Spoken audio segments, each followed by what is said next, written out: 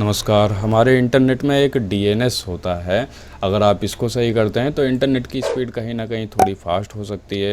और इसके अलावा जो लोग गेमिंग वगैरह करते हैं उन्हें पिंग के बारे में मालूम होगा। अगर पिंग सही हो जाए तो आपकी गेमिंग और बढ़िया होने लगती है। तो ये पिंग जो है आप डीएनएस की वजह से जो है कंट्रोल कर सकते हैं। अब ये डीएनएस आखिर होता क्या है, किस तरीके से ये काम करता है, इसी के ऊपर आज हम बात करेंगे। चलिए फिर शुरू करते हैं। विंडोज़ से रिलेटेड कंटेंट में इंटरेस्टेड हैं तो चैनल को सब्सक्राइब करना कंसिडर करिएगा।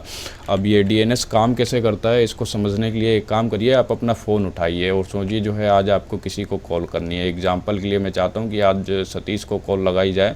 तो इसके लिए क्या करूँगा, फ़ोन उठाऊँगा और ये डायलर खोलूँगा और सर्च मिलेगा, उसमें जाके जो है सतीश लिख के सर्च करूँगा, सतीश का नंबर मिलेगा और डायल कर दूँगा। आपका जो है डायरेक्ट सतीश से मेरी बात हो जाएगी।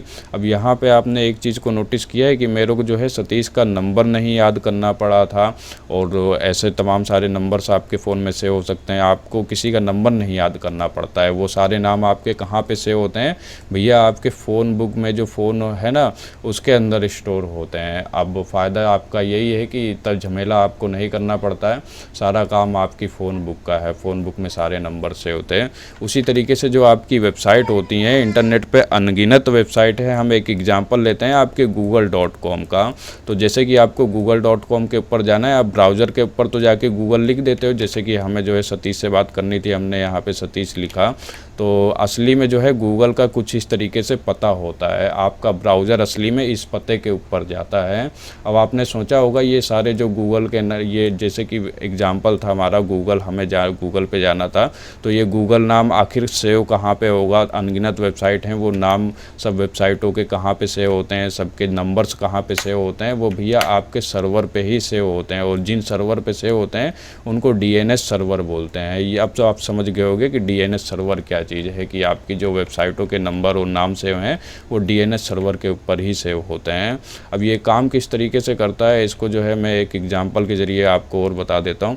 जैसे कि आप अपना कंप्यूटर पे गए, वहाँ पे फलाना ढिमकाना कोई भी ब्राउज़र आपने ओपन किया और वहाँ पे उसको बोला कि हमें जो है www.example.com के ऊपर जाना है। तो आपका ब्राउज़र क्या करेगा, डीएनएस सर्वर के पास जाएगा, बोलेगा कि हमें जो है example.com के ऊपर जाना है, इसका पता बता दो हमें।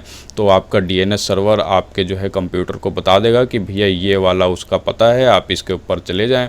इस तरीके से जो है आगे की प्रोसेस होती है। हमारा कंप्यूटर उस पते पे जाता है और आपको जो है वो वेबसाइट आपके कंप्यूटर में दिख जाती है। और ये सब काम बहुत फास्ट होता है।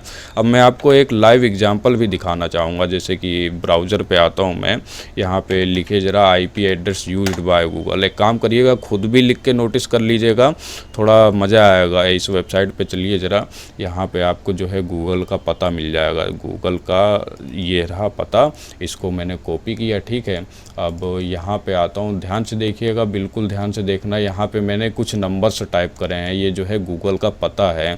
अब जैसे ही मैं यहाँ पे एंटर करूँगा, ठीक है, डायरेक्ट google.com खुलेगा। ये देखिए कुछ इस तरीके से। एक काम करता हूँ, आपको इसमें इस वाले विंडो में भी जो है खोल के एक बार दिखा देता हूँ ताकि आपको यकीन हो जाए कि मैं कुछ खिचड़ी नहीं पका रहा हूँ, ये गूगल का ही पता है।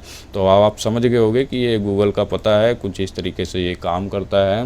अब बाकी की डिटेल आपको बताता हूँ। जैसे कि सर्वर किस टाइप के होते हैं, कुछ इन टाइप के सर्वर होते हैं, उन्हीं पे जो है आपका तमाम सारा डाटा वगैरह सेव होता है। तो वेबसाइटों का आपका नहीं, वेबसाइटों के नाम और पते वगैरह सेव होते हैं। और ये जो है सब कुछ सर्वर बनाने का काम किसका होता है, आपको जो इंटरनेट प्रोवाइड करवा रहा है ना उनका काम होता है। जैसे कि यहाँ पे आप इंटरनेट इस्तेमाल कर रहे हैं एयरटेल वालों का, तो ये जो है सर्वर बनाने का काम एयरटेल वालों का होगा। जियो का इस्तेमाल कर रहे हैं तो ये सब काम जियो वाले करेंगे आपके लिए। इसी तरीके से आप जो है फाइबर वाला इंटरनेट इस्तेमाल कर रहे हैं तो ये फाइबर वालों का काम होगा। और ये सर्वर होते किस टाइप के हैं, इस टाइप के होते हैं, काफ़ी बड़े बड़े होते हैं। हमारी फ़ोन बुक तो छोटी सी होती है, हमारा फ़ोन ही छोटा सा होता है, छोटे से हमारे नंबर होते हैं। लेकिन इंटरनेट एक माया जाल है, उसमें बहुत सारी वेबसाइट हैं, अनगिनत चीज़ें हैं। तो उनके लिए भैया बड़े बड़े सिस्टम लगाने भी पड़ते हैं।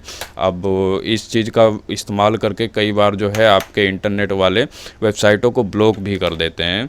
अब ये कैसे ब्लॉक करते हैं कि जब गवर्नमेंट कुछ वेबसाइटों के ऊपर बैन लगाती है ना, तो वो कंपनियों को ऑर्डर दे देती है कि भैया आपके पास अगर आए और कहे कि हमें जो है इस वेबसाइट पे जाना है, फलाना वेबसाइट पे जाना जाना है तो उसका जो है आप बिल्कुल सिस्टम ही बंद कर दीजिए। और जो है इस तरीके से ब्लॉकिंग वगैरह भी की जाती है, क्योंकि कंपनी को पता होता है ना कि आप किस वेबसाइट पे जा रहे हैं, किस पे नहीं जा रहे हैं, सब कुछ जो है इनके पास इंफॉर्मेशन होती है।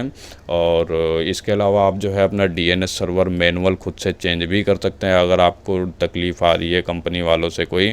और ये दिक्कत आती कैसे है, जैसे कि आपकी लोकेशन से आप जिस सर्वर का इस्तेमाल कर रहे हो वो काफ़ी दूर रखा हुआ है, तो थोड़ा बहुत सुस्ती का असर देखने को मिल सकता है। अब हम इसको फास्ट करने के लिए करते क्या है कि कोई पास की लोकेशन वाला सर्वर अपने डिवाइस से कनेक्ट कर लेते हैं, और इससे जो है आपका काम फास्ट होता रहता है। इसी वजह से आप इंटरनेट को थोड़ा और फास्ट भी बना सकते हैं। गेमिंग वगैरह कर रहे हैं तो उसको थोड़ा बेहतर भी कर सकते हैं।